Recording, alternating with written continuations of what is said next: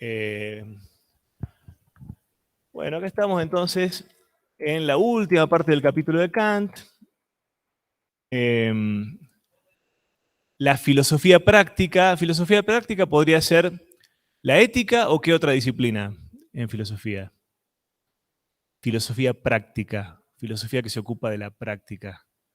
Podría ser la ética y qué más. La política. En este caso nos centramos en la ética de Kant. Él también tiene algún escrito menor sobre política, pero es importante y trascendió sobre todo por su ética. Que también hace un planteo que rompe con la tradición en buena medida. Vamos con la primera diapositiva. La conciencia moral como mandato absoluto de la razón práctica. Kant va a partir del hecho, ustedes saben lo que es la conciencia moral, ¿no? Esa conciencia que nos dice esto está bien, esto está mal, esa vocecita, ya sea que sea realmente una vocecita o un sentimiento de que algo me indica que algo está bien o mal, eso que todos tenemos dentro y que nos un poco da la pauta de lo que está bien y lo que está mal, del bien y del mal a la hora de actuar. Él parte de eso como un hecho, todos tenemos eso, todos contamos con esa conciencia, ¿sí? Sí, era, bueno, de familia protestante, pietista, una rama del protestantismo. Los padres eran pietistas y lo educaron con una educación moral así muy, muy rígida. Él era tremendamente rígido. Bueno, entonces hay un mandato, de esta conciencia nos genera un mandato, una orden, nos dice cómo tenemos que actuar o qué sería lo correcto hacer. Y sería la razón aplicada a las acciones, a la acción, a la práctica. Pero vamos a ir de a poco.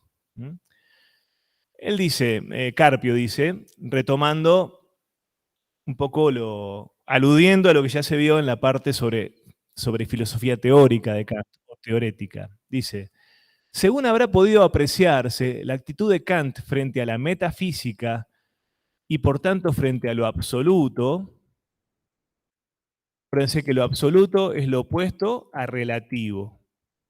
Kant va a decir que lo único que se puede conocer es los fenómenos de la experiencia y ese conocimiento es relativo a lo que nos viene de la cosa y lo que nosotros ponemos en el conocimiento, o sea, esa relación de conocimiento, no accedemos a la cosa en sí, tal como es absolutamente, sino que accedemos a lo que se produce en esa relación entre sujeto y objeto, lo que pone el objeto y la parte de la sensibilidad que viene de la cosa, pero la cosa en sí no sabemos cómo es. Eso sería acceder a la cosa en sí, sería acceder a un conocimiento absoluto. No nos está dado a los seres humanos ese conocimiento absoluto, dice Kant, por lo tanto tampoco, y mucho menos, tenemos un conocimiento de lo absoluto, que sería Dios, por ejemplo, o la totalidad del mundo, o el alma, como algo sustancial que está sosteniendo todos nuestros estados, nuestras emociones. Eso no lo podemos conocer. Sería un conocimiento absoluto al que nosotros no accedemos. Accedemos al conocimiento relativo, que es el conocimiento de la experiencia sensible, de lo que nos está dado en la experiencia sensible. Y repito, es un conocimiento configurado por lo que nosotros ponemos, lo que nosotros colocamos a la hora de conocer y lo que nos viene dado. De hecho, lo pueden pensar por fuera de los parámetros de Kant como algo bastante más simple. El conocimiento es una relación. Ustedes están ahí, yo estoy acá. Relación de conocimiento, estamos frente a frente. Ni ustedes pueden estar al mismo tiempo allá y acá, ni yo puedo estar al mismo tiempo allá y acá. Entonces, eso sería el conocimiento absoluto. No estar en ninguna posición, estar conociendo todo tal como es en sí, sin ninguna perspectiva, sin ocupar una determinada posición, sin estar en determinada relación de conocimiento. Entonces Kant dice, bueno, nosotros estamos en el lado del sujeto, necesitamos que la cosa nos sea dada para poder conocer, no tenemos un conocimiento absoluto, pero no podemos estar en el punto de vista de la cosa. Estamos condenados a estar en este lado de la relación, del que conoce. Entonces nuestro conocimiento es relativo y ocupamos este extremo de la relación, el del sujeto. No hay conocimiento absoluto. Bueno, entonces, la actitud de Kant frente a la metafísica y frente al absoluto. Él dice que no se puede tener ese conocimiento. Frente a los problemas del alma, del mundo como totalidad y de Dios, no podemos tener. Pero dice Carpio que la actitud que tiene frente a eso absoluto es también un poco ambigua o vacilante. Porque de un lado afirma lo que acabo de decir yo, que no conocemos lo absoluto ni podemos conocerlo, puesto que todo conocimiento humano se ciñe a los límites de la experiencia, es decir, al mundo de los fenómenos. Fenómenos, recuerdan que quiere decir en griego lo que aparece, lo que se nos aparece, lo que nos es dado en la experiencia. Pero, por otro lado, como el hombre es un ente dotado de razón y la razón, en el sentido estrecho kantiano, es la facultad de lo incondicionado, es decir, es aquel impulso que sentimos a pensar lo absoluto, aunque no podamos conocerlo, a pensar en Dios, aunque no podamos conocerlo, a pensar en la totalidad del mundo, aunque no podamos conocerlo, a pensar nuestra alma como inmortal, aunque no podamos para nada comprobar que sea inmortal. Es un impulso que tenemos de nuestra razón, de lo que Kant llama en sentido específico razón, la facultad de lo incondicionado, lo que no admite condiciones o límites. Entonces, para él, la metafísica, a pesar de ser imposible como conocimiento científico, como conocimiento cierto, es una disposición natural del hombre y, por tanto, necesaria para éste. Todos tenemos el impulso de pensar en Dios, ya sea para afirmarlo, para negarlo, para dudar, para lo que sea, pero siempre está ese impulso a pensar lo absoluto o un creador absoluto o alguien que es testigo de nuestras acciones, así como tenemos nuestra propia conciencia moral. Bueno, esa conciencia también nos puede conectar con un observador, alguien que nos está mirando todo el tiempo y está sabiendo lo que nosotros hacemos. Podemos estar... Eso, ¿quién no lo pensó alguna vez? ¿Quién no lo pensó alguna vez? Ese es el impulso a pensar lo absoluto, del que, bueno, que no podemos evitar, aunque Kant, por otra parte, admita de que no hay ningún conocimiento seguro que buscar por ese lado. Bueno, esto nos conecta con la ética. Pasemos a la que viene. Dice Carpio, tal como declara Kant en el prefacio a la primera edición de la Crítica de la Razón Pura, este prefacio está incluido en la cartilla inmediatamente después del capítulo de Kant. No lo vamos a trabajar en clase, no les voy a pedir que lo estudien, pero se pueden asomar como para decir, bueno, me asomo a la letra de Kant mismo y lo entiendo, o más o menos lo entiendo a partir de lo que vimos, ¿no? Tal como declara Kant, así que ya ahí tienen un texto menos, cortito, pero un texto menos para estudiar.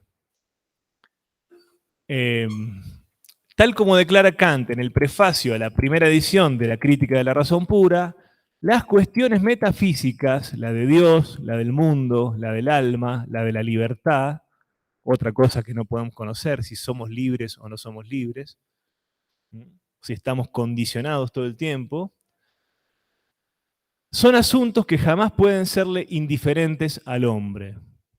Es decir, el hecho de que no lo podamos resolver desde el conocimiento seguro no significa que nos dejen de importar. Estamos siempre preocupados, por ejemplo, por ser libres o por ser más libres.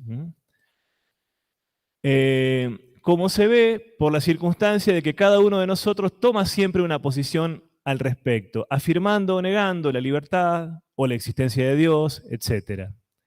Este estado de cosas, esta ambigüedad en que se coloca Kant frente a la metafísica, parece forzarnos a tratar de resolver lo que no es sino una aparente contradicción.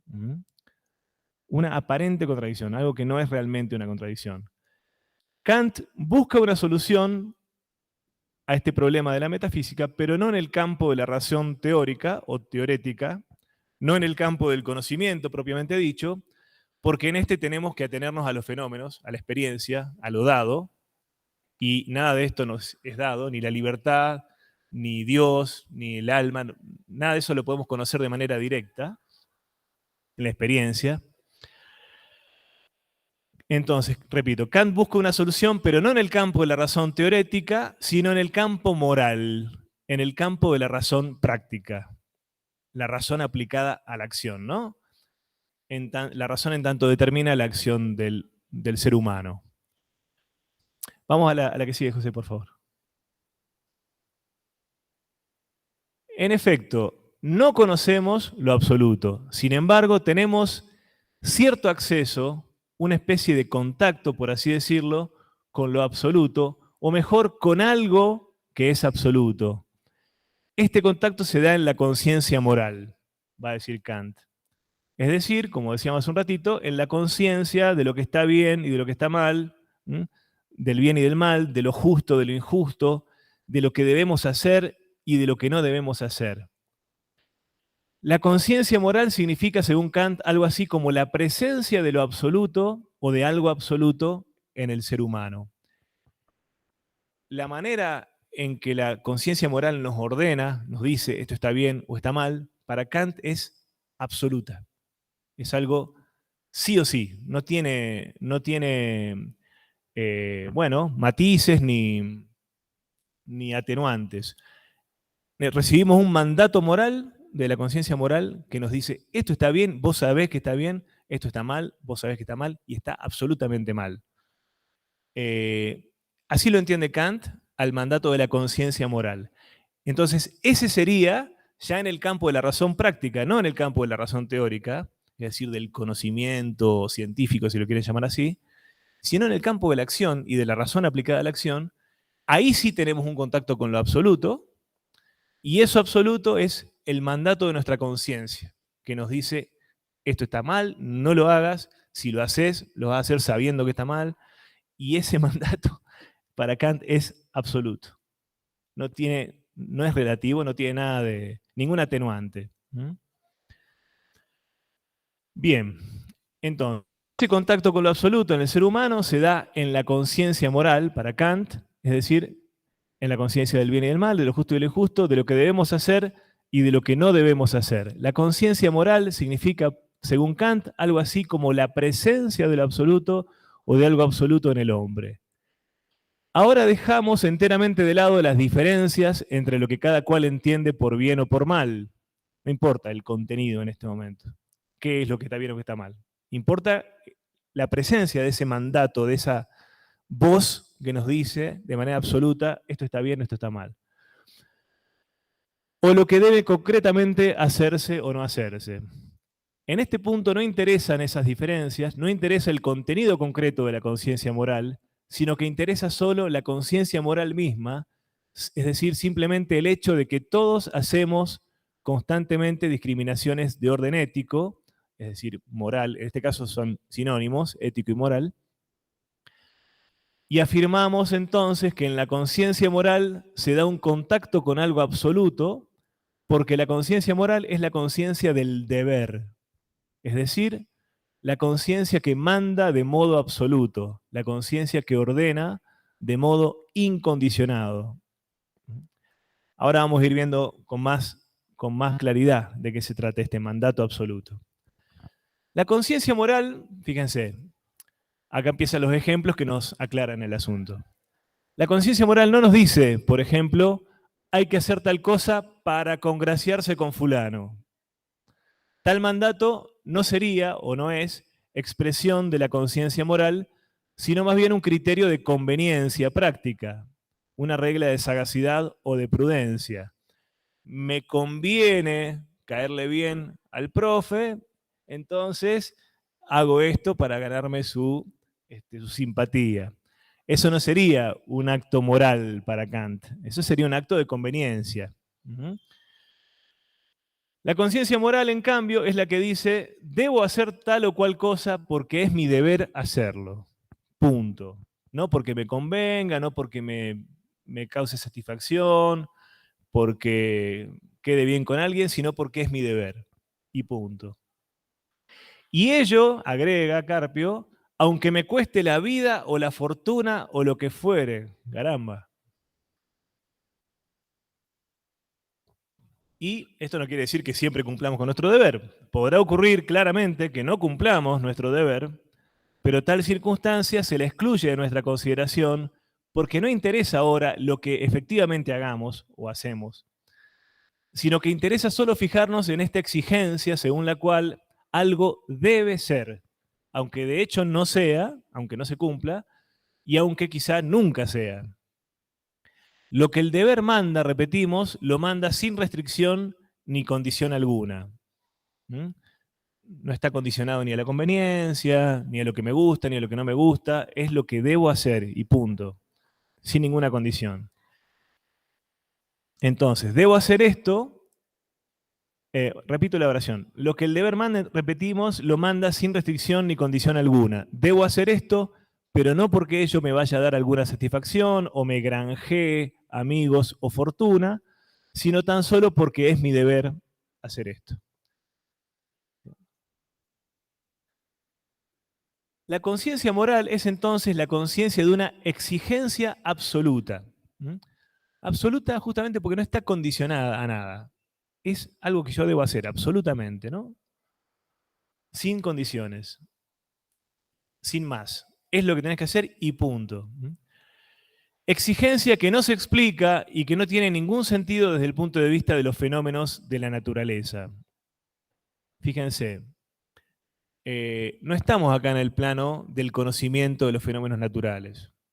Fenómenos que nosotros conocemos como algo dado en la experiencia, sujeto a las reglas de la experiencia, como son el espacio y el tiempo, la causalidad. Esto es algo interior nuestro, no tiene que ver con los fenómenos de la experiencia y con el mundo de los fenómenos de la naturaleza. Es algo que pasa dentro nuestro. Nosotros sentimos esa exigencia del deber, de la moral, como algo puramente interior, inteligible, digámoslo así, también lo dice Kant así. A ver, en otro texto, en otro momento, él va a decir que nosotros los seres humanos, fíjense, si no les suena a todo lo que vimos antes, habitamos al mismo tiempo un mundo inteligible y un mundo sensible. Por nuestra parte física, por nuestro cuerpo, por nuestros impulsos físicos, nuestros deseos físicos, nuestros apetitos y todo lo que tiene que ver con nuestro funcionamiento corporal, somos parte de la naturaleza y habitamos el mundo sensible. Pero por nuestra conciencia moral y por nuestra libertad, somos habitantes de un mundo inteligible, de almas libres, o de almas que se presuponen libres, por lo menos. Ahora vamos a ver. Entonces, fíjense, y utiliza esas mismas expresiones que aparecen en Platón, mundo inteligible y mundo sensible.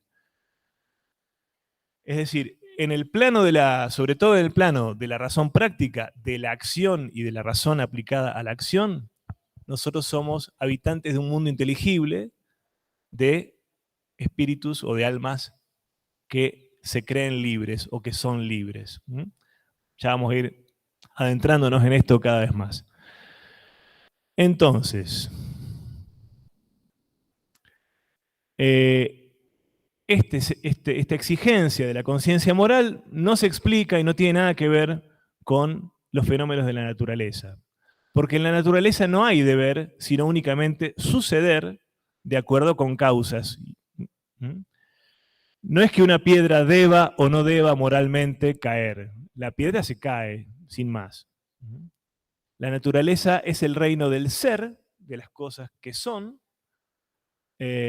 mientras que la conciencia moral es el reino del deber ser, de lo que debe ser. La conciencia moral nos dice cómo debe ser, cómo debo ser yo sobre todo, o cómo deberían ser las demás personas en su acción, y no lo que las cosas son.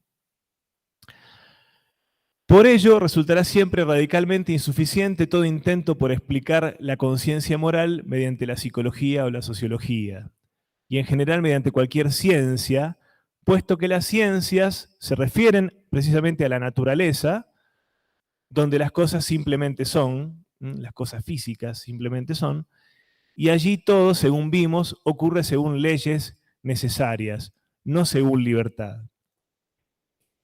Volvamos a lo que decía hace un ratito.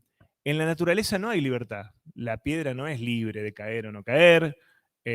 Todos los fenómenos naturales, incluso los fenómenos fisiológicos de nuestro propio cuerpo, nadie decide en qué momento empezar a digerir, en qué momento sentir ganas de ir al baño, en qué momento, bueno, el reino de la naturaleza es un reino de fenómenos necesarios que actúan según leyes, según causas, y que se suceden sin ningún tipo de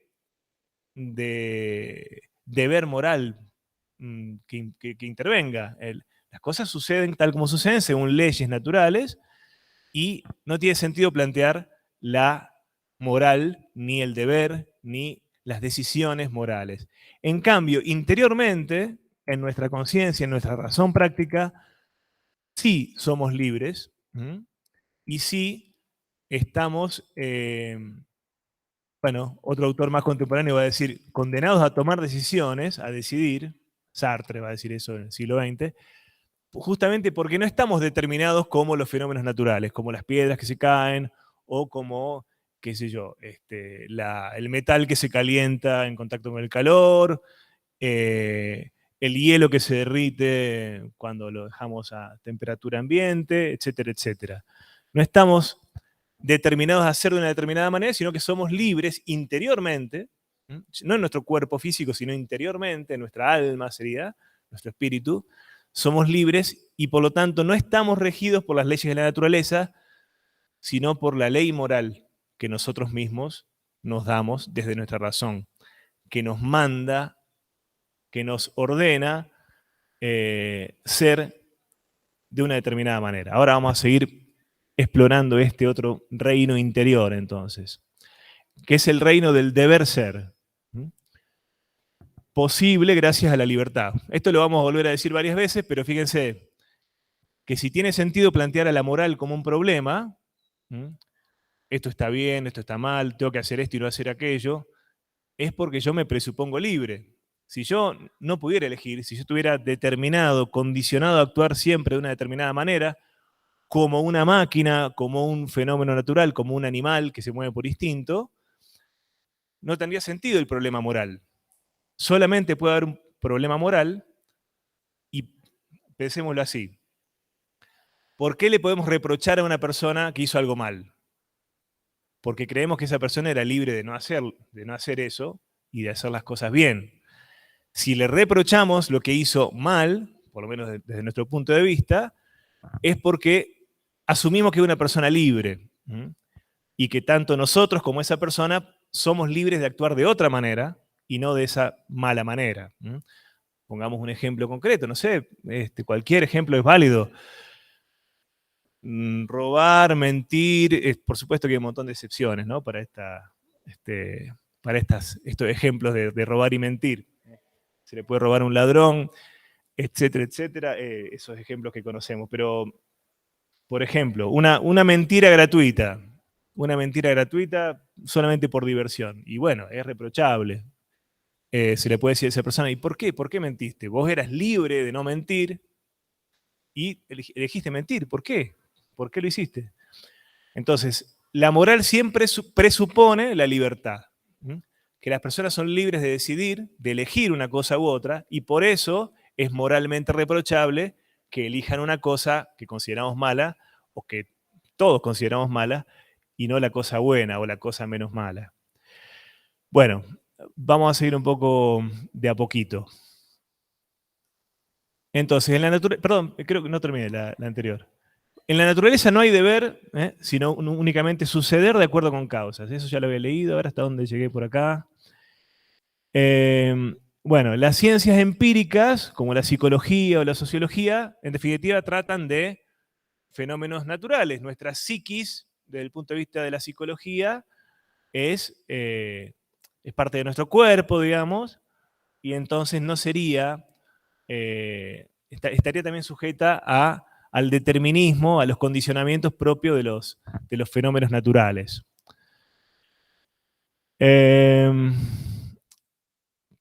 Por ello será también vano todo ensayo de fundar la moral sobre base empírica, dice Kant, es decir, sobre base en la experiencia sensible, como por ejemplo sobre el concepto de felicidad tal como lo hizo Aristóteles.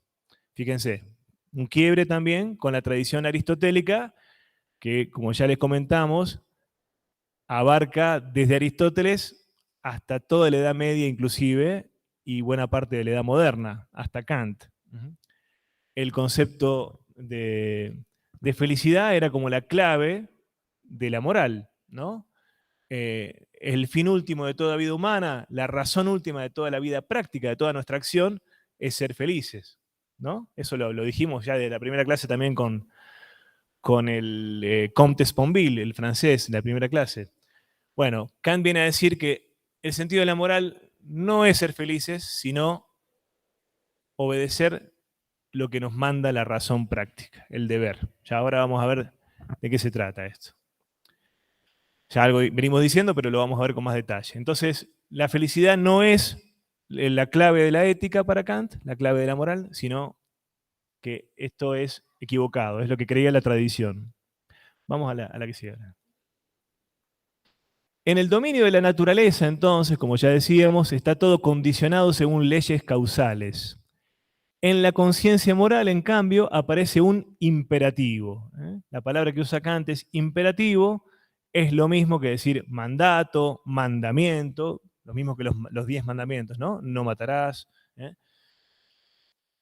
Orden o precepto o exigencia. Todo eso es lo mismo que imperativo.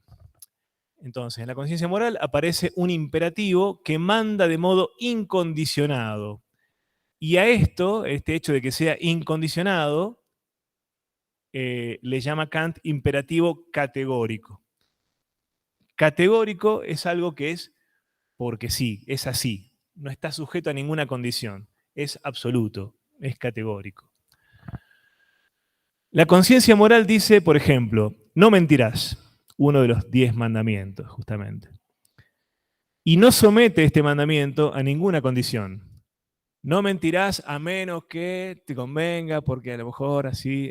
No, no mentirás. No hay ningún tipo de condicionamiento o hipótesis que relativice ese mandato absoluto. No mentirás, absolutamente, no mentirás. Un imperativo categórico.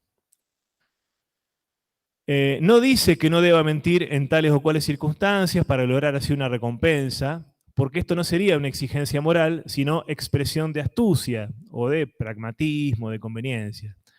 En efecto, al decir, si quiero ganar, fíjense también la estructura de la frase, ¿no? Si quiero ganar dinero, no debo mentir. Hay aquí un imperativo, una orden, no debo mentir, pero el imperativo está sujeto a una condición. Si quiero ganar dinero. La de que quiera ganar dinero, ¿no? Pero si no quiero ganarlo, el imperativo deja de valer. Si tengo mucho dinero, por ejemplo, y no me interesa ganar más dinero no mintiendo, puedo mentir tranquilamente. Este tipo de imperativo, este segundo tipo de imperativo condicionado, si quiero ganar dinero, entonces no debo mentir, lo llama Kant hipotético. Entonces, hipotético sería lo opuesto a categórico.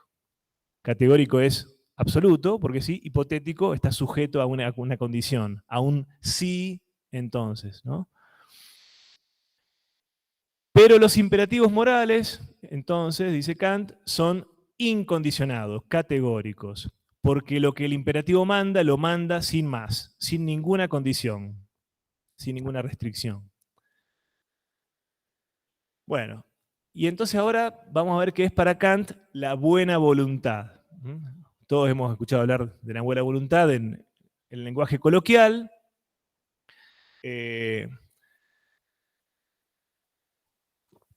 sentido estricto, buena voluntad es una voluntad, es decir, el querer hacer algo, una voluntad correcta, que esté bien, que sea buena. Bien. El libre albedrío, esto lo agrego yo un poco para aclarar, para ordenar las cosas antes de la cita de Carpio que viene más abajo.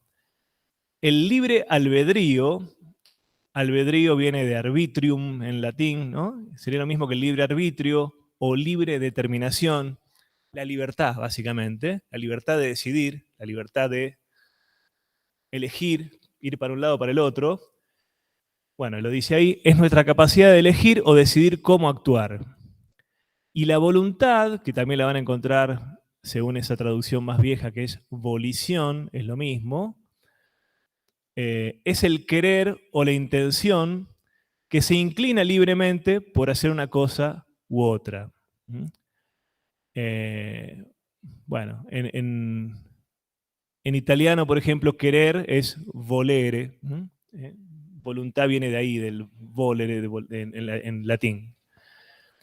Entonces, la voluntad, el querer hacer algo, inclinarme por hacer algo o por otra cosa, supone la libertad. Y la buena voluntad es la voluntad que coincide con el imperativo categórico de la conciencia moral, con lo que manda la conciencia moral. Nosotros podemos querer hacer algo que esté mal, podemos querer hacer algo que esté bien. Bueno, cuando lo que queremos hacer coincide y se ajusta a lo que está bien, nuestra voluntad es buena. Ya vamos a ver que no solamente tiene que ajustarse, sino que tenemos que querer hacer algo precisamente porque es lo correcto. No por nada más, no porque nos haga sentir bien ni nada, sino solamente porque es lo correcto. Es muy estricto Kant, la ética de Kant es de las más duras de todas. Bueno, acá retomo lo que dice Carpio. Dice, Kant comienza la fundamentación de la metafísica de las costumbres. Fíjense, fundamentación de la metafísica de las costumbres. Esto quizá les suena un poco raro, un poco difícil de entender. Las costumbres, yo les dije cuando les explicaba que si bien algunos autores diferencian ética de moral, las dos palabras tienen la misma raíz. Lo que pasa es que la raíz está en griego y la otra está en latín. Ética viene de ethos, que significa costumbre. Costumbre, hábito, costumbre. Y moral viene de mores, que también significa costumbre. Entonces, metafísica de las costumbres es como hacer una metafísica de la moral. Kant está ensayando una metafísica de la moral o de la ética. ¿Y por qué metafísica? Bueno, acuérdense que en Kant siempre hay un sentido bueno y un sentido malo para metafísica. La metafísica mala es la metafísica tradicional, esta que cree poder conocer sobre Dios, sobre el alma y sobre el mundo. Y la metafísica buena es la que él hace estudiando las condiciones a priori de la experiencia. En este caso, de la experiencia moral. Entonces, hacer una metafísica de las costumbres es estudiar la razón pura, el mandato este de la conciencia moral, que es algo que no está dado en la experiencia, como venimos diciendo, sino que está dentro nuestro. Entonces es metafísico. ¿Se entiende esto, más o menos? ¿No? ¿Lo repetimos? Bueno, entonces, la palabra metafísica tiene para Kant un sentido negativo y un sentido positivo.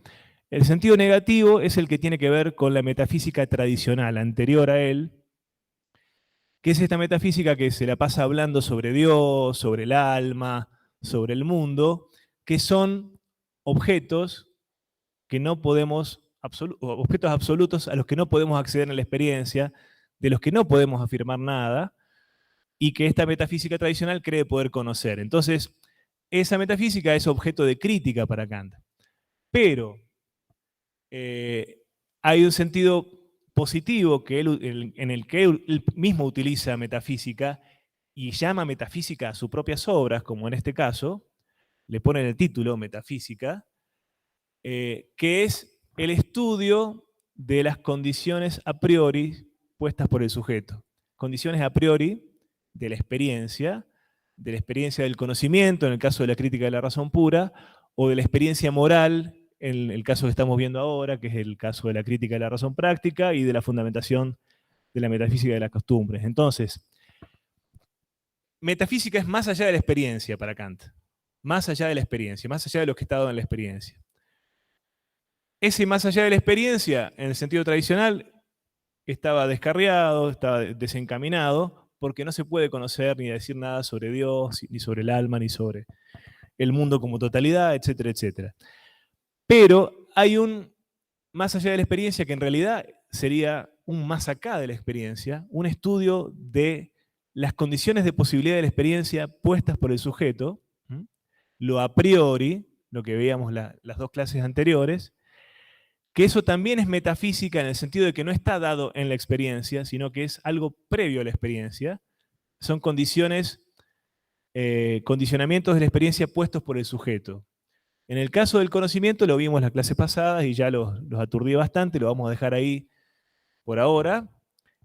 Y ahora estamos estudiando el caso de la metafísica del sujeto moral. Serían metafísicas del sujeto las que hace Kant, ¿no? Metafísica de lo a priori, metafísica de lo, repito con mis términos, más acá de la experiencia, lo que condiciona a la experiencia de parte del sujeto, de nosotros mismos. Entonces, en este caso estamos haciendo una metafísica del sujeto moral. Kant está haciendo una metafísica del sujeto moral, que es algo que también escapa a la experiencia, no está dado, no está dado a la experiencia la conciencia moral, la conciencia del deber, sino que es algo, un fenómeno interior nuestro, que no podemos captar por los sentidos, ni en el espacio, ni en el tiempo, ni nada que se le parezca. Entonces, el estudio de eso es también una metafísica, pero una metafísica válida para él. Una metafísica que podemos, un estudio metafísico que podemos acometer, que podemos emprender. Bien, entonces, Kant comienza el primer libro que escribió sobre ética, que se llama Fundamentación de la Metafísica de las Costumbres. Aquí, ahí aclaro entre paréntesis, no, Carpio aclara. Esta fundamentación y la crítica de la razón práctica son las dos obras principales dedicadas por Kant al tema moral o ético. Empieza ese libro con un famoso pasaje. Dice Kant, ni en el mundo, ni en general, tampoco fuera del mundo de la experiencia, es posible pensar nada que pueda considerarse como bueno absolutamente, sin restricción, a no ser tan solo una buena voluntad. Tiene que ver con lo que veníamos diciendo. Lo único absoluto que le está dado al hombre tiene que ver con el plano moral, con sentir esa conciencia moral absoluta.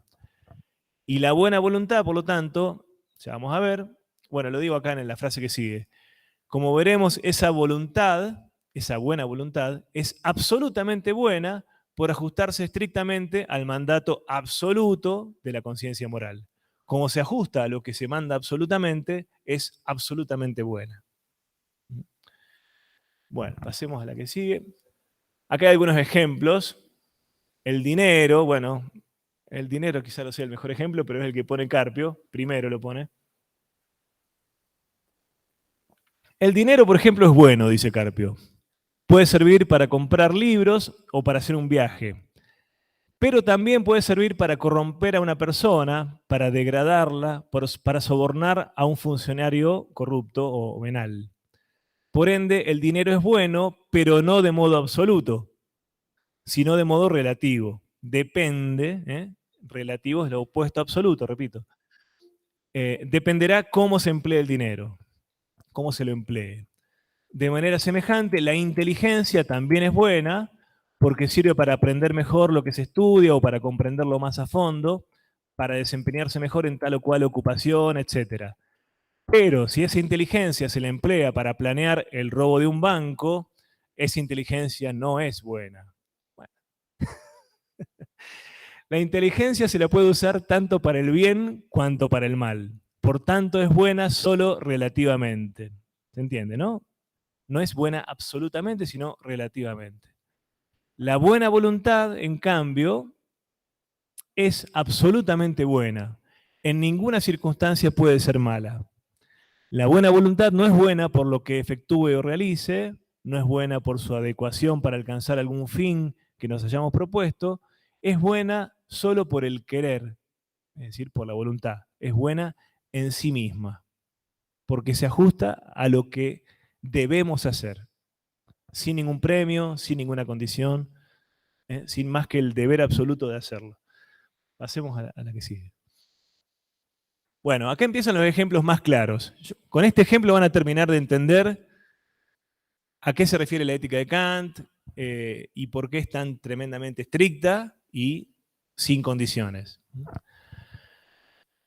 3 ejemplos ayudarán a comprender lo que dice Kant, plantea Carpio. Primer caso, supóngase que una persona se está ahogando en el río. Trato de salvarla, hago todo lo que me sea posible para salvarla, pero no lo logro y se ahoga. Segundo caso, una persona se está ahogando en el río, trato de salvarla y la salvo finalmente. Tercero, una persona se está ahogando, yo por casualidad pescando con una gran red, sin darme cuenta, la saco junto con algunos peces y la salvo. Lo efectuado o realizado, según se expresa Kant, es el salvamento o el salvataje de quien estaba a punto de ahogarse. En el primer caso no se lo logra, en los otros dos sí se lo logra. En cuanto se pregunta por el valor moral de estos actos, fácilmente coincidirá todo el mundo en que el tercer acto, el de la red, de casualidad lo rescaté pescando, sacando la red con los pescados, ese tercer acto no tiene valor moral, a pesar de que allí se ha realizado el salvamento, y carece de valor moral porque ello ocurrió sin que yo tuviera la intención o la voluntad de hacerlo. Lo hice de pura carambola, de casualidad. El acto entonces es moralmente indiferente. No tiene ningún valor desde el punto de vista moral, es moralmente indiferente, ni bueno ni malo. Tampoco es malo, tampoco es malo. Es moralmente indiferente, neutro. Pasemos a la que viene. Los otros dos casos, en cambio, son actos de la buena voluntad, es decir, moralmente buenos. Y aunque en el primer caso no se haya logrado realizar lo que se quería y en el segundo sí, tienen el mismo valor porque este es independiente de lo realizado. Lo que vale es la voluntad, lo que yo realmente quería hacer. Yo realmente quería salvar a esa persona, en el primer caso se murió, no pude salvarla, en el segundo caso sí la pude salvar. Lo que vale no es lo que realmente llegué a hacer, sino mi voluntad sincera de rescatarla. Kant dice que la buena voluntad no es buena por lo que se termine efectuando o realizando, sino porque es buena en sí misma. Lo que Kant sostiene, pues, no es nada extravagante. Kant no se propone aquí otra cosa, sino aclarar las nociones morales de que todos participamos de manera implícita. Simplemente quiere explicitarlas, formularlas con rigor y fundamentarlas. Y la prueba de que no hace sino aclarar el conocimiento moral vulgar, popular, general, se encuentra en que seguramente todo el mundo, ustedes me dirán, todo el mundo estará de acuerdo con la valoración de casos como los propuestos. Sí, ¿no? Este es un poco el sentido común. Bueno, tuvo la mejor intención de rescatarla, no pudo. No es moralmente malo lo que hizo, todo lo contrario, hizo todo lo que pudo y no la pudo salvar a la persona. Si la salvó queriendo salvarla, por supuesto que no hay duda que es un héroe, que es un acto moralmente encomiable. Y si la salvó por casualidad, qué sé yo, tirando de la caña y, y que justo se había enredado la caña, el hilo de la caña en la pierna de la persona, bueno, no tiene nada de moral ese acto, sino de pura casualidad. Eso es sentido común, es parte de lo que nosotros consideramos moral o inmoral. Hay otros ejemplos mejores todavía, que van a venir ahora, que creo que le ponen un poquito de pimienta a la clase de Kant, que es un poco árida de por sí. Vienen enseguida. En un par de diapositivas llegan. A propósito del deber, ¿no? El deber es la buena voluntad que vence los obstáculos. Claro, como Kant dice que nosotros somos estas personas duales que habitan al mismo tiempo el mundo sensible y el mundo inteligible es el de la pura racionalidad y el deber racional.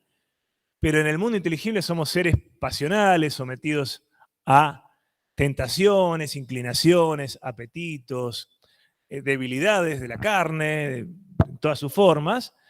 Entonces, justamente el deber va a ser para Kant la buena voluntad que vence los obstáculos, que vence los apetitos, que vence las inclinaciones, le va a llamar él las inclinaciones como aquello a lo que tendemos de manera no racional, sino como apetito, como deseo propio del cuerpo, ¿no? Como inclinación sensible. Creo que de a poco se va aclarando este asunto. Vamos a leer acá.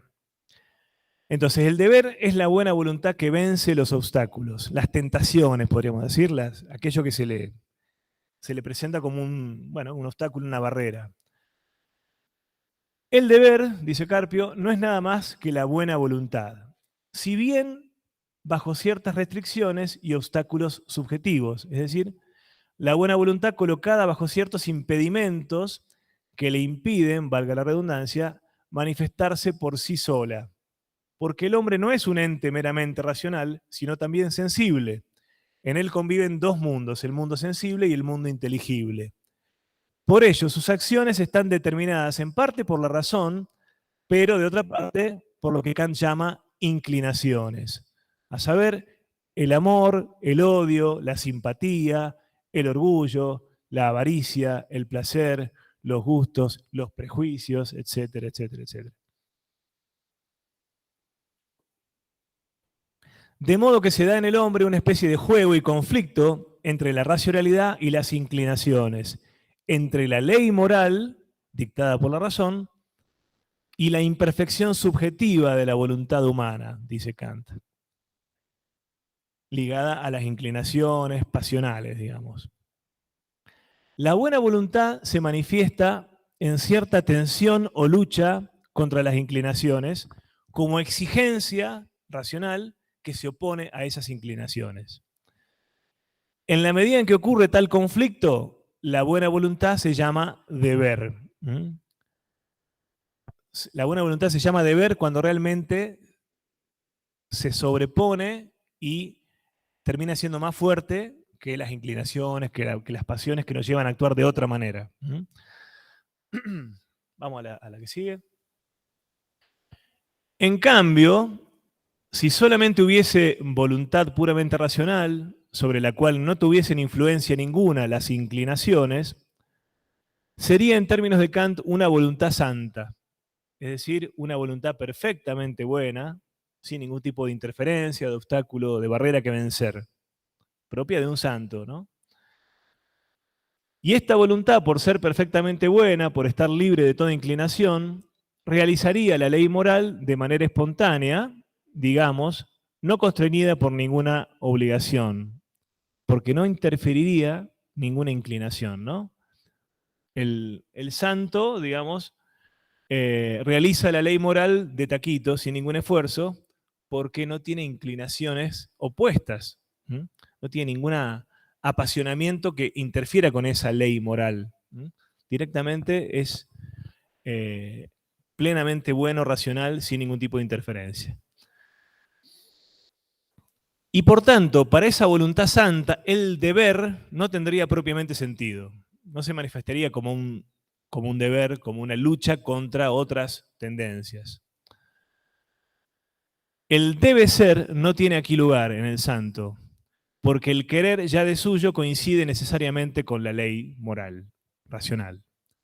En el hombre común y corriente, en cambio, la ley moral se presenta con carácter de exigencia o mandato, precisamente porque hay que desoír otros mandatos de la carne, de la pasión, del prejuicio, de lo que sea, y obedecer, hacer el esfuerzo por obedecer solamente el mandato de la razón.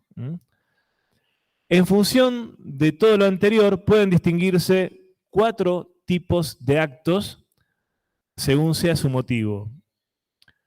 A. actos contrarios al deber. B, actos de acuerdo con el deber, pero por inclinación mediata. Ya vamos a ver de qué se trata esto. C, actos de acuerdo con el deber, pero por inclinación inmediata. Y D, actos cumplidos por deber. ¿Mm? Fíjense que no es lo mismo estar de acuerdo con el deber que hacer algo por deber. Ya vamos a ver. Ahora vienen los ejemplos más picantes de la clase. Espero que sirvan. Pasemos a la que viene. Primer clasificación, primer tipo de actos. Acto contrario al deber. Supóngase una vez más que alguien se está ahogando y que dispongo de todos los medios para salvarlo, pero se trata de una persona a quien debo dinero y entonces dejo que se ahogue. Está claro que se trata de un acto moralmente malo, contrario al deber, porque el deber mandaba salvarlo. El motivo que me ha llevado a obrar, a abstenerme de cualquier acto que pudiera salvar a quien se ahogaba, aquí lo que está remarcando Carpio es que una forma de obrar es también no hacer nada, es una forma de obrar. ¿Mm? Abstenerme de actuar. Opto por quedarme en la orilla del río sin hacer nada, o bien por esconderme. Esa es una forma de obrar también. El motivo que me ha llevado a obrar, es decir, en este caso a abstenerme de cualquier acto que pudiera salvar a quien se ahogaba, es evitar pagar lo que debo. He obrado por inclinación y la inclinación aquí es mi deseo de no desprenderme del dinero, es mi avaricia. Bueno, acto contrario al deber, claramente, ¿no? Sin ningún tipo de duda. Ahora vamos a ver un acto que está de acuerdo con el deber, es decir, que coincide con el deber, pero está hecho por inclinación mediata. Mediato es lo contrario a inmediato.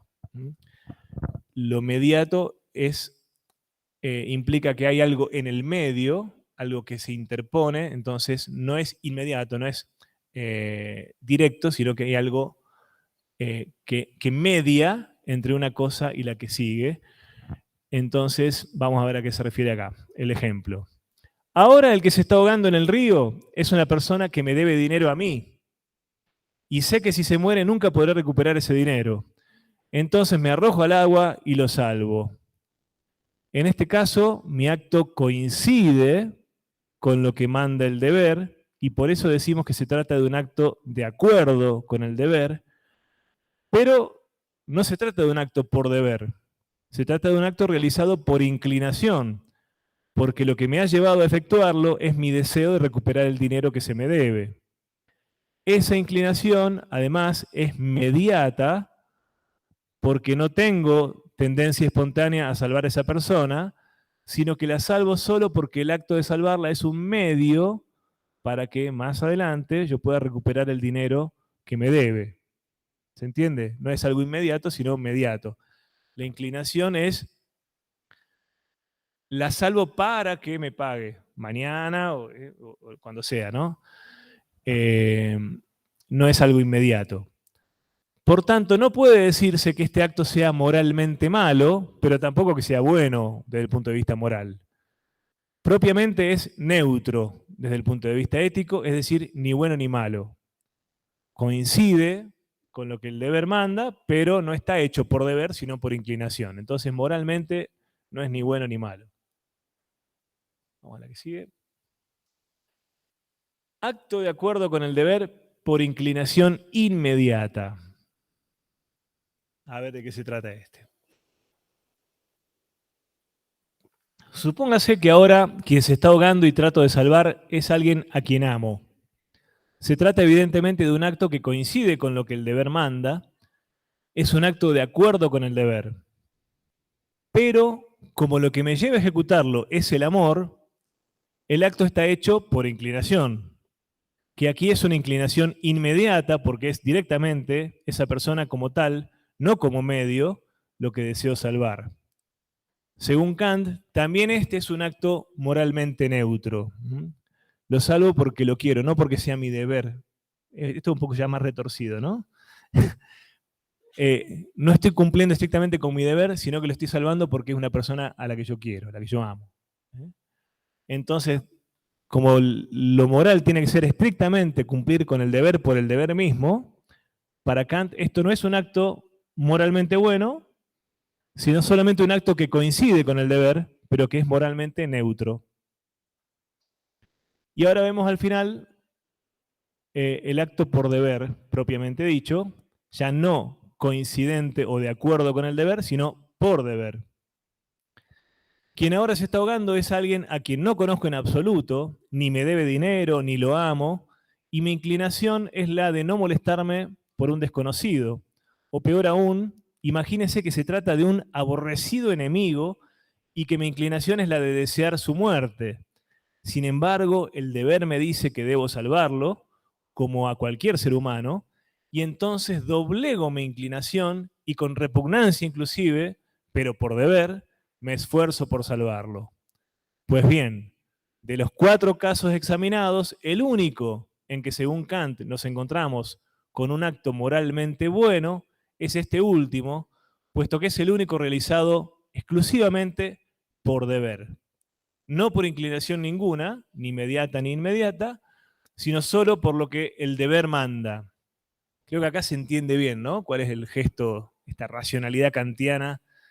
Hacer lo que la razón me manda sin ningún tipo de concesión a ningún otro factor. Pasemos a la que viene.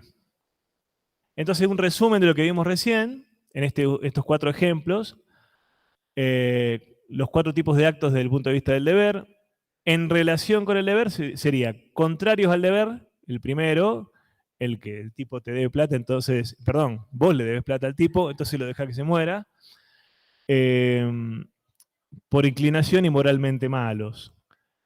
El segundo, de acuerdo con el deber, por inclinación mediata, me debe plata a mí, recuerden, entonces lo salvo para que me devuelva la guita, por ese medio. El tercero, la persona a la que amo, de acuerdo con el deber, por inclinación inmediata, moralmente neutro. Y el cuarto y último, independiente de toda inclinación, venciendo toda inclinación, porque el ejemplo del enemigo ya es extremo, ¿no? El enemigo aborrecido, venzo toda mi repugnancia por él y lo rescato por deber, acto moralmente bueno. Vamos a la que sigue. Acá hay algo interesante para plantear sobre eso. Porque, claro, muchos estarán pensando lo que aquí se plantea ahora. Pero esto no significa, como podrían sugerir algunos de los ejemplos anteriores, que el deber necesariamente, para ser tal, haya de estar en conflicto con las inclinaciones o ser indiferente a ellas. Puede darse la circunstancia de que hacia la realización de un acto me lleve una inclinación y a la vez la noción del deber. Por ejemplo, a la persona que amo yo la puedo salvar no solamente por la que la amo, sino también porque es mi deber. Entonces, en ese caso, estoy actuando por deber y por inclinación. Kant no dice en modo alguno que tenga que haber forzosamente un conflicto entre ambos principios, si bien algunos intérpretes han caído en este error. Al respecto puede recordarse un famoso epigrama, muy gracioso. Epigrama es un texto satírico, escrito por Schiller, un contemporáneo de Kant, que era poeta y también filósofo. Fíjense lo que escribe Schiller, está resumido por Carpio. Un discípulo habla con su maestro de ética kantiano y le dice que ayuda a sus amigos, pero como son amigos, esa ayuda él la realiza con gusto, con inclinación, puesto que los estima. Y entonces le remuerde la conciencia pensando que quizás él no sea virtuoso, puesto que en su actitud hay inclinación y no deber solamente, porque son sus amigos. El maestro le contesta que entonces debe esforzarse por odiarlos y luego cumplir con el deber puramente, ¿no? Fíjense qué absurdo. Pero es como una especie de extremo, de burla a lo que está planteando Kant, porque él no dice que no pueda haber una inclinación. Bueno, el ejemplo que ponía recién. Vamos al tercer ejemplo de los que vimos, el que yo salvo a la persona que se está ahogando porque la amo.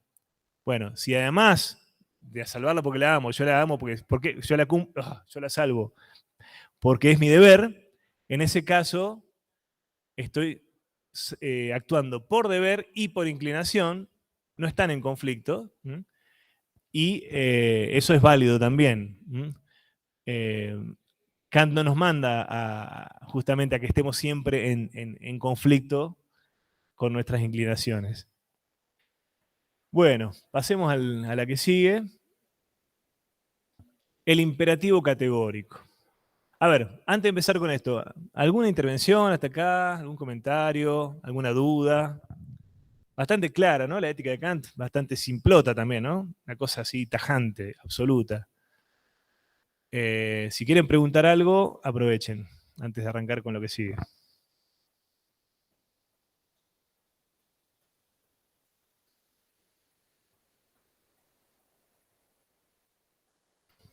El título que aparece acá ya les debe sonar de lo que vimos antes. El imperativo categórico es el imperativo absoluto, no hipotético. La orden que se efectúa de manera absoluta, no condicionada a ninguna conveniencia, a ningún, bueno, a ninguna utilidad, sino que lo que se manda a hacer de manera absoluta. Bien, continúa Carpio. El valor moral de la acción, entonces, reside única y exclusivamente en el principio, es decir, en lo que me lleva a actuar, el motivo, el móvil, el fundamento por el cual se la realiza a la acción, prescindiendo de todos los objetos de la facultad del desear, es decir, de las inclinaciones. Ese principio por el cual se realiza un acto lo llama Kant la máxima de la acción.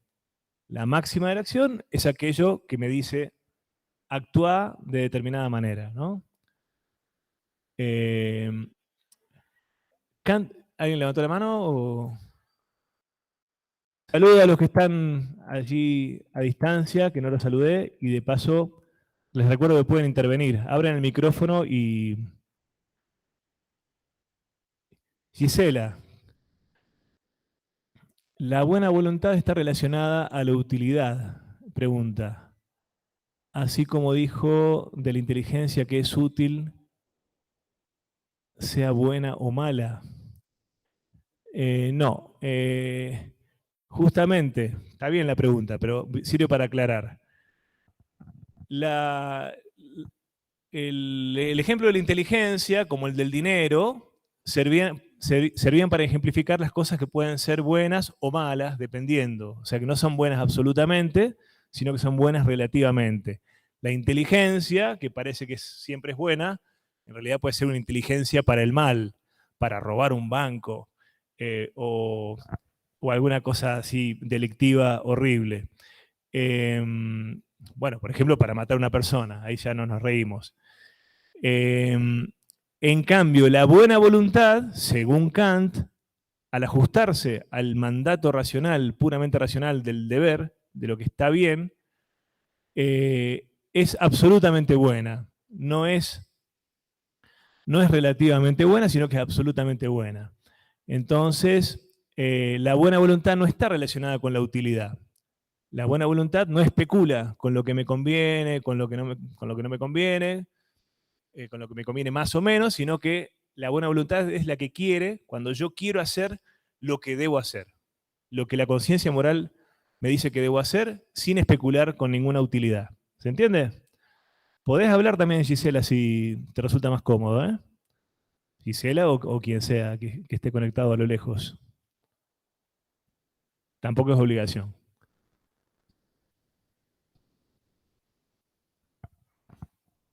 Ahí está, quedó entendido, dice. Bueno, volvamos entonces a las diapos.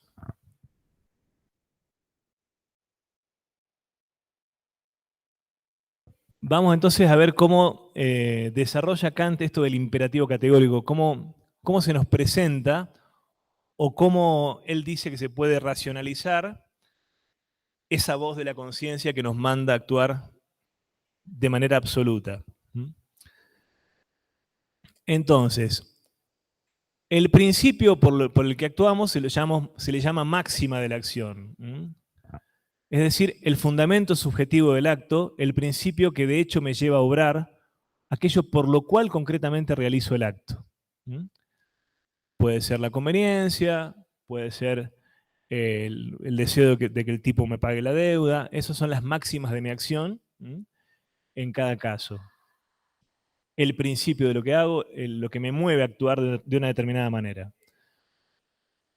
Con esto nos encontramos en condiciones de formular de manera rigurosa y en forma de imperativo, es decir, como ya sabemos, de mandato, de precepto, de orden, de exigencia, de obligación, lo que se lleva dicho. Kant formula el imperativo categórico del deber moral, entonces, en los siguientes términos. Esta es una primera formulación. Fíjense, obra solo según una máxima tal que puedas querer al mismo tiempo que se torne ley universal. Es decir, que aquello que te lleva a actuar pueda valer para todos. Lo cual no significa que solo obramos moralmente cuando podemos querer, perdón, lo cual significa que solo obramos moralmente cuando podemos querer que el principio de nuestro querer o voluntad se convierta en ley válida para todos. Ahí aparece un ejemplo prontito con el tema de la mentira. Bueno, si yo creo que a mí me está permitido mentir, bueno, en realidad el sentido moral me dice que eh, para que realmente sea válido mentir y la conciencia moral no me lo reproche, la mentira tiene que ser algo válido para cualquiera. Yo puedo querer que todo el mundo sea libre de decir mentiras cuando quiera. Evidentemente yo no puedo querer eso. Entonces, lo que la razón práctica me manda es que lo que me mueva a actuar a mí pueda valer como ley para cualquiera que esté en mi lugar. Es decir, no por ser yo, no ponerme nunca como excepción, no por ser yo y querer salvarme yo, sino que pueda valer para cualquiera. Eso es lo racional, lo que puede ser universalizable, válido para todos, para cualquiera. Entonces, obra según una máxima, un motivo tal que puedas querer al mismo tiempo que se torne ley universal. Bueno, pasemos a la que sigue. Esta fórmula, que puede parecer muy abstracta, y lo es, coincide en el fondo con la siguiente: no nos convirtamos jamás en excepciones. Con lo cual se quiere significar que lo decisivo para determinar el valor moral del acto es saber si la máxima de mi acción, aquello por lo que obro, es meramente un principio sobre la base del cual mi yo empírico, concreto, circunstancialmente, decido obrar, o bien es una máxima que al mismo tiempo la consideramos válida para cualquier persona. Supóngase que me encuentro en una dificultad y que para escapar de ella decido hacer una falsa promesa, una promesa mentirosa. Entonces nos preguntamos, ¿podemos convertir en universal este principio, el de mentir, cuando uno se encuentra en dificultades? Y en cuanto pensamos qué sería esta máxima convertida en ley universal, qué sería esta máxima convertida en ley universal, nos damos cuenta de que es imposible que se anula a sí misma.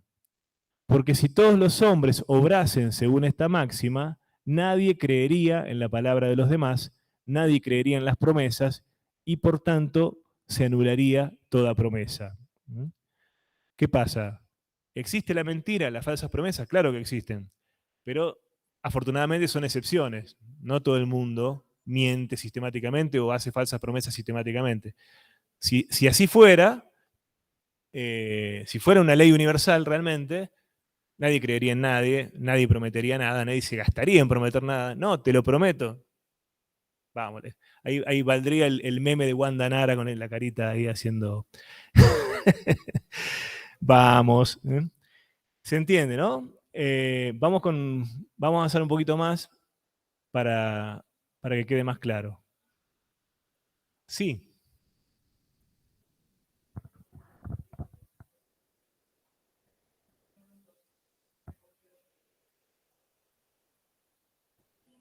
que se pueda volver una ley universal para todos.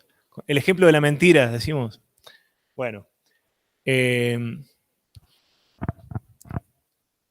a ver, mi sentido moral, mi conciencia moral, me manda a no mentir, claramente porque si la mentira fuera, si todo el mundo mintiera, si fuera una ley universal para todos, el decir mentira cuando uno se le antoje, o hacer falsas promesas, ya nadie podría creer en nadie, se volvería imposible ya ninguna ley, ya ninguna convivencia.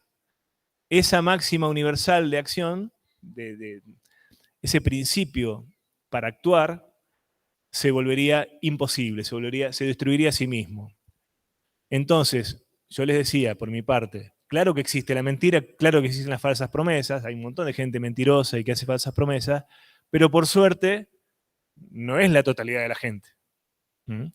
Porque si realmente fuera una ley universal, si la totalidad de la gente mintiera e hiciera falsas promesas, ya nadie podría creer en nadie y en la palabra de nadie, en la promesa de nadie, ¿se entiende?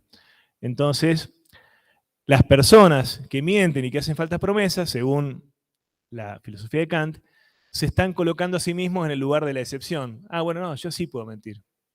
Yo sí puedo mentir.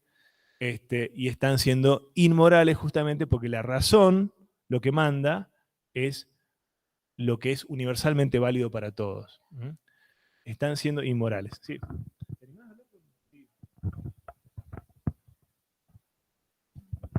Quería dar un ejemplo, pero creo que es muy extremista. Ahí decía que la conciencia de la moral es incondicional, o sea, vos no tenés que mentir, o sea, tenés que obedecer a lo que te dice tu conciencia moral, por ejemplo, no mentir, no importa qué circunstancia te encontres, no tenés que mentir. Eso dice Kant, sí, sí, sí. Pero también ahora está hablando de que obra según un motivo que sea considerado como ley universal. Pero digamos esto de cuando se cruzan dos motivos, dos conciencias morales como no matar o no mentir o, por ejemplo, no provocar la muerte de alguien. Digamos que yo estoy aquí y viene una persona corriendo y se esconde ahí y viene un asesino y me pregunta, ¿dónde está la persona que entró aquí? O te mato, yo qué sé, pero más que yo te mato, no. ¿Dónde está la persona que está, que estuvo, que entró? Y yo digo, bueno, a ver, yo creo que sería universal que toda persona le mentiría para no provocar la muerte de alguien. Pero ahí sí ya estás mintiendo y estás condicionando la mentira. O sea, ¿cómo sería eso?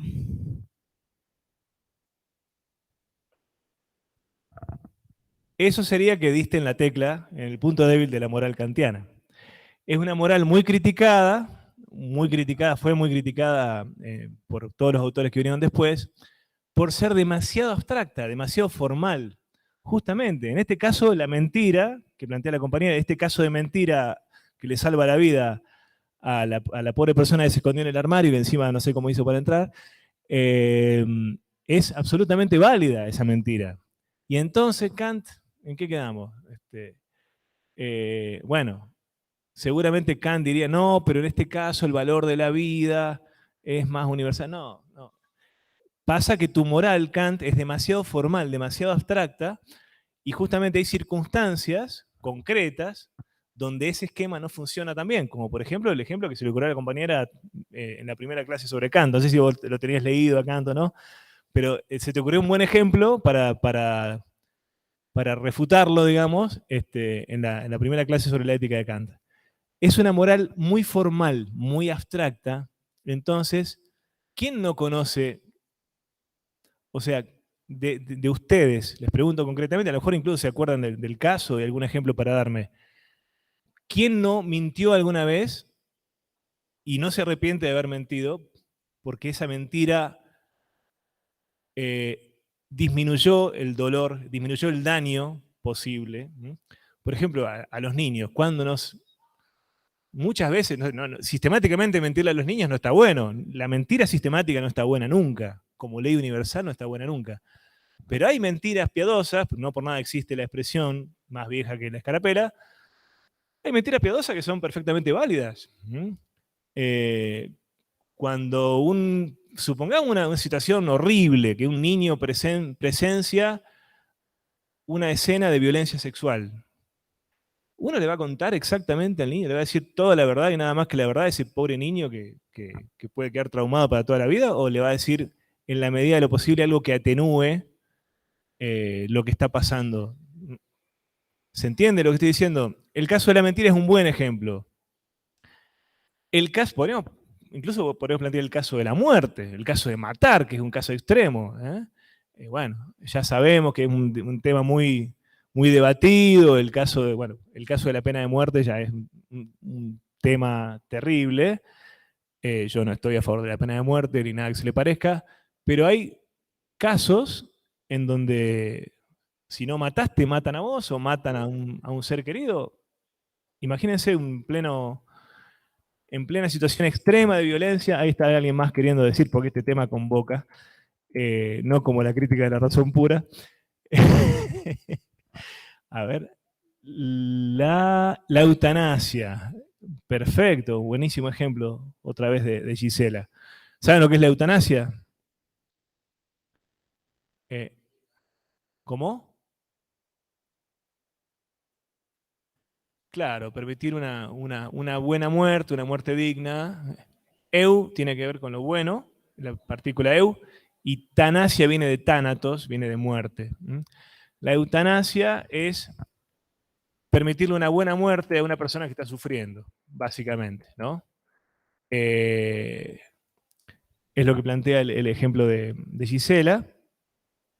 Y bueno, que en términos de Kant, pero estás matando a una persona que está todavía respirando, que está todavía viva, pero esa persona te está rogando que no puede más del dolor, está pidiendo y que no tiene ninguna perspectiva de curación, que por favor le ayude a morir dignamente antes de que la degeneración por la enfermedad sea mayor y el dolor sea mayor.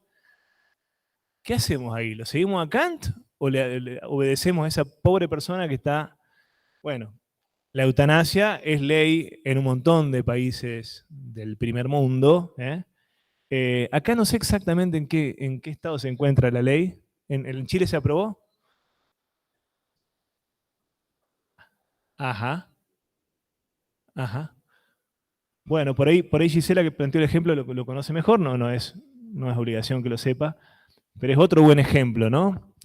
Esta moral kantiana es seductora porque nos habla de ese mandato racional de la conciencia moral como un mandato absoluto, como un mandato que no admite muchos atenuantes, pero ya estamos viendo que los atenuantes y las excepciones existen.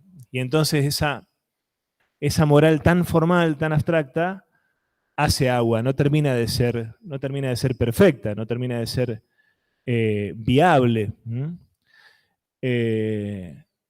Hay circunstancias concretas, históricas, geográficas, culturales, que hacen que este esquema tan abstracto no funcione. Bueno, a ver. Entonces, por eso yo decía, al empezar a leer esta diapositiva, esta fórmula que puede parecer muy abstracta, dice Carpio, es muy abstracta.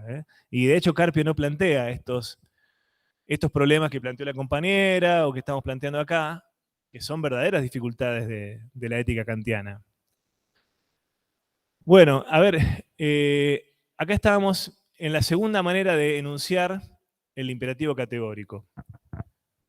Dice Kant, en estas obras, Kant enuncia este imperativo de la conciencia, de la razón moral, de diversas maneras. Recién ofrecimos la primera formulación, que es esta de que obra según una máxima tal que puedas querer que se vuelva ley universal para todos. Y ahora vamos a ver otra en la que se plantea la fórmula del fin en sí mismo. A ver qué es esto del fin en sí mismo.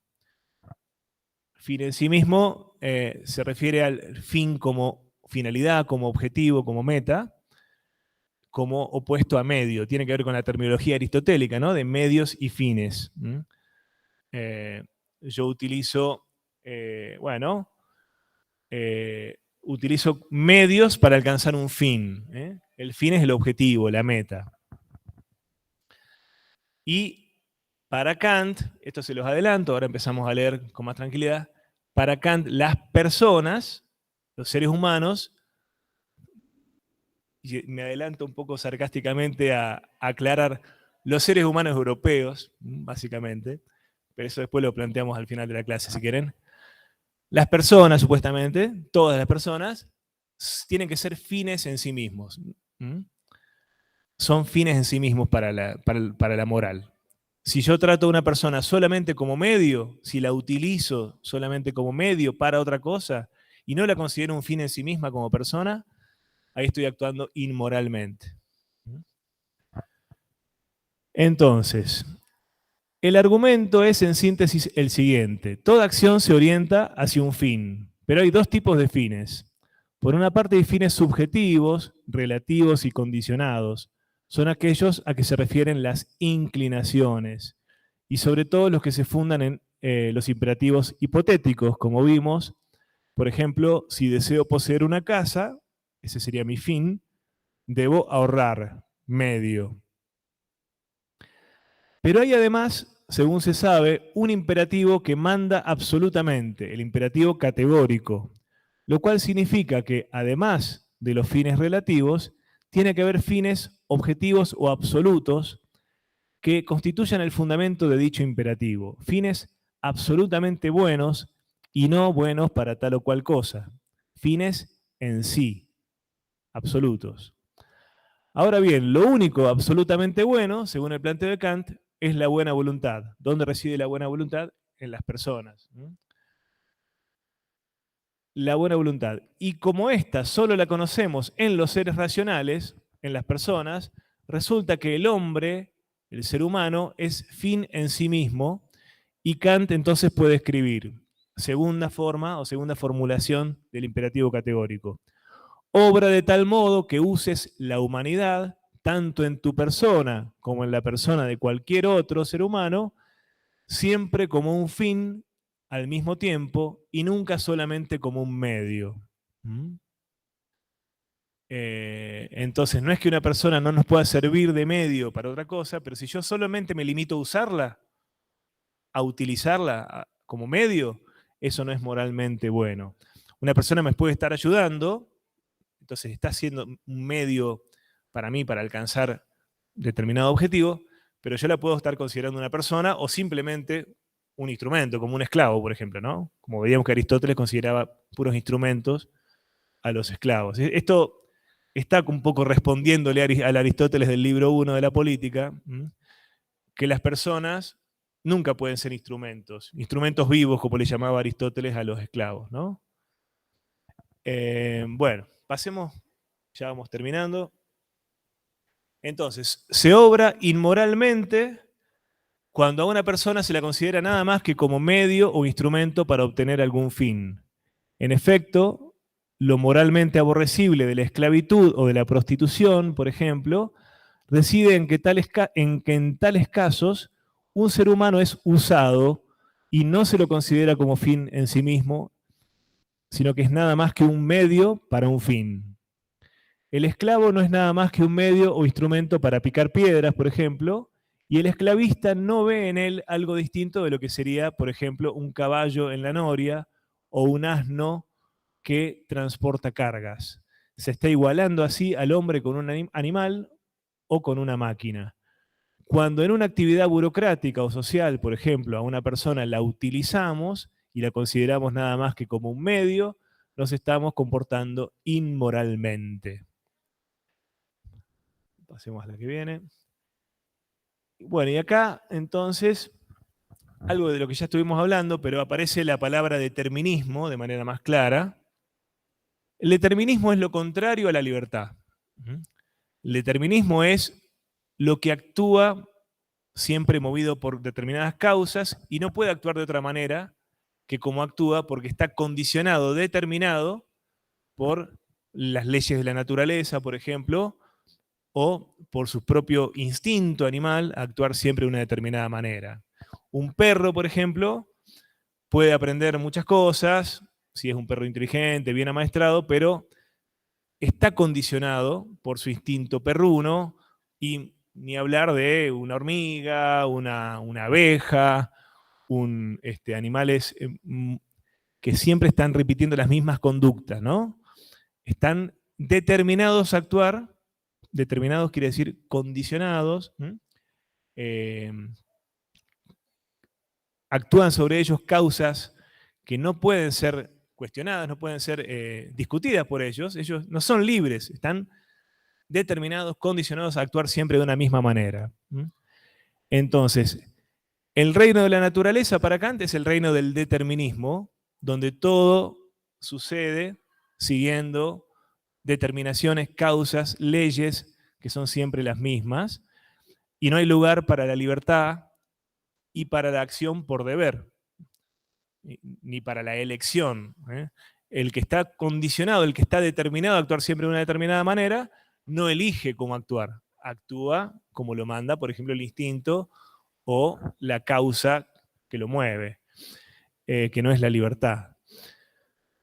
Entonces, esto ya lo habíamos dicho al principio de la clase, el hombre obra suponiendo que es libre.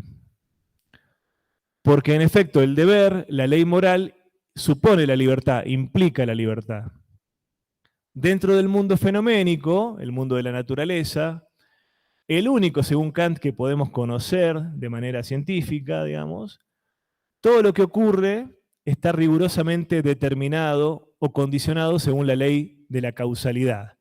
No hay ningún hecho que no tenga su causa, la cual a su vez tiene la suya y así al infinito. Está claro que dentro de un orden causal estrictamente determinado no puede hablarse de libertad. En la naturaleza no hay lugar para la libertad ni para el deber. Si una roca se desprende de la montaña y mata a una persona, a nadie se le ocurrirá censurar moralmente a la roca, porque su caída es un puro hecho natural, determinado, que considerado por sí mismo no es ni bueno ni malo. Por lo tanto, bueno, a ver, a nadie del mundo occidental, quizá también de nuestra sociedad, ¿no? En una determinada cultura animista, por ejemplo, sí se la pueden agarrar con la piedra y pegarle a la piedra, ¿no? Pero a nosotros, que somos seres civilizados occidentales, no se nos ocurre reclamarle nada a la roca, ¿no? En este caso. Por lo tanto, si el hombre fuera un ente puramente natural, la conciencia moral carecería absolutamente de sentido. ¿Por qué? Porque el hombre sería un puro mecanismo de la naturaleza, movido por leyes, y no tendría la libertad de obrar de una determinada manera o de otra, no sería libre, estaría puramente determinado, sería parte del determinismo. De hecho, este debate de libertad versus determinismo es un debate que sigue aún hoy, ¿no? Nosotros creemos ser libres, sabemos que estamos condicionados por una serie de cosas, pero creemos que tenemos un punto de libertad. Y bueno, hay corrientes de la psicología que ponen en discusión eso, que dicen que en definitiva todo lo que hacemos está determinado por nuestra psiquis profunda, que está más allá de nuestra conciencia, y entonces que la libertad rigurosamente no existe para estos autores. Hay como una especie de fenómeno, mejor dicho, no digo fenómeno, digo apariencia. Creemos que somos libres, pero en realidad estamos determinados por nuestra historia, por nuestra biología, por un montón de cosas que no conocemos, es decir, no conocemos nuestras determinaciones, pero están ahí. Entonces, es un debate que sigue, de la libertad versus el determinismo. Piensen, por ejemplo, no sé si saben algo de psicoanálisis, más o menos saben de qué va el psicoanálisis, pero bueno, el psicoanálisis plantea que hay una serie de estructuras profundas de la psiquis y que la conciencia es solamente la punta del iceberg, que no conoce nada, lejos del Descartes que creía conocerse a sí mismo transparentemente, más allá de su existencia, es decir, yo soy el ente más fácil de conocer. No, el psicoanálisis dice, lo que nosotros podemos conocer de nosotros mismos es la puntita del iceberg, y después hay toda una estructura profunda que tiene que ver con nuestra historia personal, con el lenguaje, con un montón de elementos profundos que nos determinan a ser de una determinada manera y no de otra. Bueno, que vuelve muy difícil hablar de libertad. Pero dejémoslo ahora a eso por ahora de lado. Volvamos a Kant, que es bien racionalista, ¿no? Y que dice, el hombre obra suponiendo que es libre, porque en efecto el deber, la ley moral, implica la libertad. Dentro del mundo fenoménico, todo lo que ocurre está rigurosamente condicionado, determinado, según la ley de la causalidad. Bueno, ya dijimos lo de la roca, estoy leyendo todo de nuevo, perdón.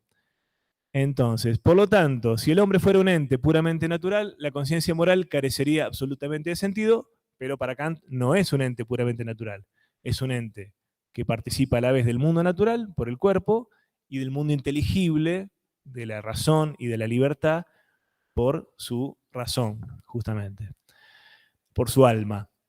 Pasemos a la que sigue, creo que ya estamos terminando. Pero la conciencia moral es un hecho indisputable, es decir, indiscutible, innegable, un hecho de la razón. Todos tenemos conciencia moral, tanto como lo es la ciencia natural y su exigencia determinista. Y el hecho del deber señala que el hombre no se agota en su aspecto natural, sensible. Por el contrario, la conciencia moral, incompatible con el determinismo, exige suponer que en el hombre hay, además del fenoménico, un aspecto inteligible o nouménico. Nouménico significa lo mismo que inteligible, donde no rige el determinismo natural, sino la libertad. Esta es la única manera de comprender la presencia en nosotros del deber, pues solo tiene sentido hablar de actos morales, buenos o malos, si se supone que el hombre es libre. Esto ya lo dijimos varias veces. Bueno, es cierto que no podemos conocer que somos libres, pero nada nos impide pensarlo. Sabemos que el término conocimiento tiene para Kant un sentido muy restringido, de tal modo que solo puede hablarse de conocimiento dentro del dominio de la experiencia, de lo que nos es dado a los sentidos, etc. Aquí se trata entonces no de que se conozca la libertad, sino de que para comprender el hecho de la conciencia moral es preciso postular la libertad, suponer la libertad. Esto es que de alguna manera que no podemos explicar, somos capaces de obrar de modo de iniciar radicalmente una nueva cadena causal sin estar determinados o condicionados a ellos, por pura libertad. La libertad es, pues, una suposición necesaria para pensar el hecho de la conciencia moral. Bueno, entonces va a terminar hablando Kant de una primacía, es decir, primado, superioridad, privilegio de la razón práctica sobre la razón teórica. Si bien la razón teórica dice claramente qué se puede conocer y qué no, la razón práctica es la más importante, va a decir Kant. Leo a Carpio. Se ha establecido que es imposible conocer teóricamente nada respecto de los objetos de la metafísica especial, tradicional, la libertad, la inmortalidad del alma y Dios.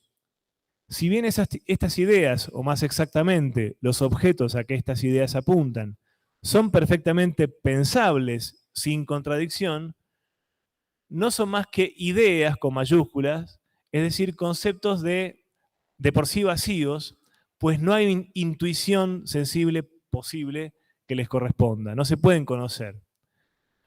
La libertad representa un caso especial, es preciso admitir su existencia, pues de otro modo la conciencia moral, como dijimos, resultaría un absurdo. Si no suponemos la libertad, no hay nada que reprochar a nadie desde el punto de vista moral, porque nadie sería moralmente, transgresor.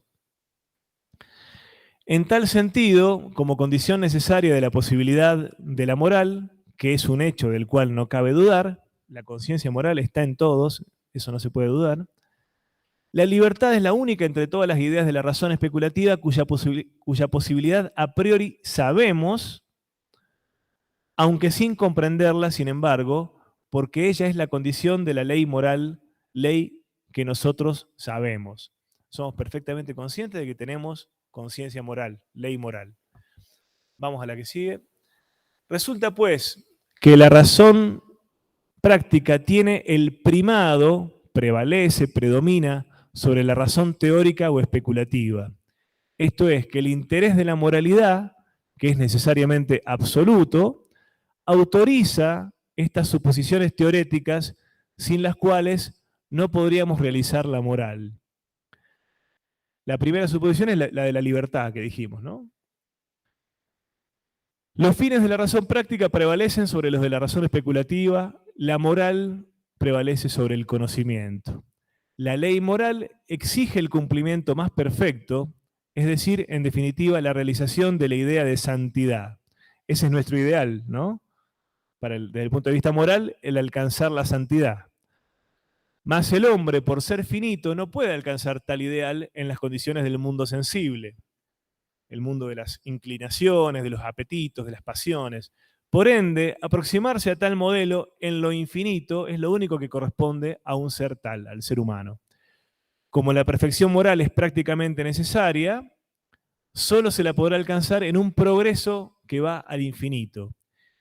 Y como ese progreso al infinito solo es posible bajo el supuesto de una existencia y personalidad duradera en lo infinito del mismo ser racional, resultará que el alma es inmortal, como necesario postulado de la razón práctica. Es decir, fíjense lo que está haciendo acá Kant. Lo que negó desde el punto de vista del conocimiento, que se pueda conocer a Dios, que se pueda conocer la inmortalidad del alma, incluso la propia libertad, y que se pueda conocer el mundo como totalidad, dice todo eso que no podemos conocer de manera cierta, desde el punto de vista de la razón teórica, necesariamente lo afirmamos desde el punto de vista de la razón práctica, que en definitiva es la más importante. Entonces va a decir, así como tenemos que suponer que somos libres para que exista el hecho moral, para que algo sea moralmente encomiable o reprochable, él va a decir, incluso tenemos que suponer que el alma es inmortal. Porque entonces tenemos la posibilidad de suponer que vamos a recibir un premio alguna vez por nuestra moral perfecta. Es decir, desde el punto de vista de la moral empieza a postular como pensables y como lógicamente válidos estos postulados que habían sido negados desde el punto de vista teórico. La inmortalidad del alma, la existencia de Dios y la libertad, ¿no? Pasemos a creo que es la penúltima, no sé si estoy muy equivocado con la cantidad de diapositivas, creo que le falta muy poquito. Entonces, está claro que la virtud, o sea, la buena voluntad, merece la felicidad, pero también lo está que la virtud no la garantiza. Yo puedo, y más en el caso de Kant, ¿no? que obra por puro deber. Yo no, cuando obro por deber, no obro para ser feliz, obro porque tengo que cumplir con mi deber.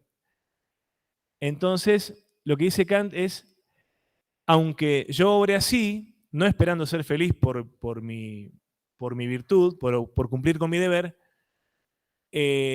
tengo que poder pensar que me hago merecedor de ser feliz alguna vez. Esa debe ser una esperanza que también me motive a cumplir con mi deber puramente.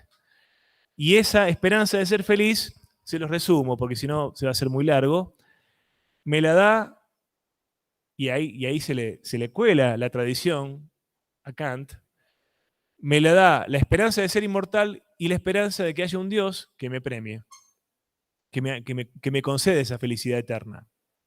Entonces, si se acuerdan el texto de Dussel que veían en el primer práctico, a este Kant se lo pone de ejemplo de continuidad del pensamiento mítico en pleno pensamiento racional. Esta creencia, aunque sea desde la razón práctica, en la inmortalidad del alma, es una creencia perfectamente primitiva, entre comillas o no, antigua, propia del pensamiento mítico, que es rescatada como válida por un pensador tan ilustrado y tan hiperracional como Kant en pleno siglo XVIII. Entonces, ese es el ejemplo que pone Dussel en ese texto para hablar cómo no solamente es gradual el paso del pensamiento mítico o de la racionalidad mítica a la racionalidad categorial, ahora ya lo categorial no nos suena a raro, ya sabemos de qué se refiere, no solamente es gradual, sino que nunca es del todo completo ese pasaje. Siempre queda algo de pensamiento mítico en nosotros, por más racionales que nos creamos. Y vaya si se creía racional Kant, ¿no? Entonces, así le damos un cierre a todo esto. Ustedes después pueden leer estas pocas diapositivas que quedan. A ver cuántas quedaban, José. Si me equivoco mucho con la cantidad. No, quedaba la última, fíjense. Conclusión, conocimiento y moral. Puede afirmarse, y esto me da pie también a darle algún palo a Kant como eurocentrista, eurocéntrico. Puede afirmarse que el aspecto más decisivo de la filosofía kantiana, dice Carpio, se encuentra en el reconocimiento del valor de la persona humana. La persona, el sujeto, no es una cosa, sino más bien las cosas son productos del sujeto, porque en este tienen su origen la legalidad y el orden del mundo fenoménico, la estricta causalidad y mecanismo que allí dominan, según enseña la crítica de la razón pura. Pero el sujeto mismo, por su parte, no está sometido a tales leyes. Estas surgen de él, no él de ellas. Considerado en su aspecto no huménico, inteligible, como sujeto moral, el sujeto es persona, vale decir, un ente libre, pleno de dignidad. Y esta es la enseñanza de la crítica de la razón práctica. De tal manera puede apreciarse la rigurosa complementación e íntima solidaridad de las dos primeras críticas. Y lo que quería decir yo, ¿no? Esto les va a quedar a ustedes, lo pueden ir a buscar, leerlo tranquilos, tienen también el capítulo de Carpio. Lo que no está en el capítulo de Carpio, y hay que decir sobre Kant, lo van a estar viendo, si no lo vieron ya en los prácticos, es que Kant era un autor no solamente profundamente eurocéntrico, como todos los autores modernos, sino que por serlo también era profundamente racista, y tiene unos escritos sobre las razas humanas absolutamente execrables, ¿no? Donde las personas no europeas son, bueno, están más cercanas al mundo animal que al mundo humano. Lo mismo que decía Aristóteles, repito, lo mismo que decía Aristóteles sobre los no griegos, lo dicen estos autores modernos sobre los no europeos. Entonces, que sepan que Kant, este promotor de lo universal, lo que valga para todas las personas, que la ley moral es aquello que vale para todas las personas, bueno, a la hora de comportarse frente a un africano, por ejemplo, en la época en su época, o frente a un asiático, o frente a un latinoamericano, bueno, ahí ya no actuaba la moral universal, ya no vale lo mismo para mí que dice Kant, que para ese subhumano o cuasi humano. Entonces, esto es una constante de los autores modernos. Para dentro de Europa se piensa los derechos universales, somos todos iguales, ante la ley sobre todo, y somos todos personas igualmente valiosas. Se acaban con los privilegios del antiguo régimen, los privilegios de la iglesia, los privilegios de la nobleza. Ahora somos todos igualmente seres humanos. Pero puertas afuera de Europa, esa igualdad se acaba.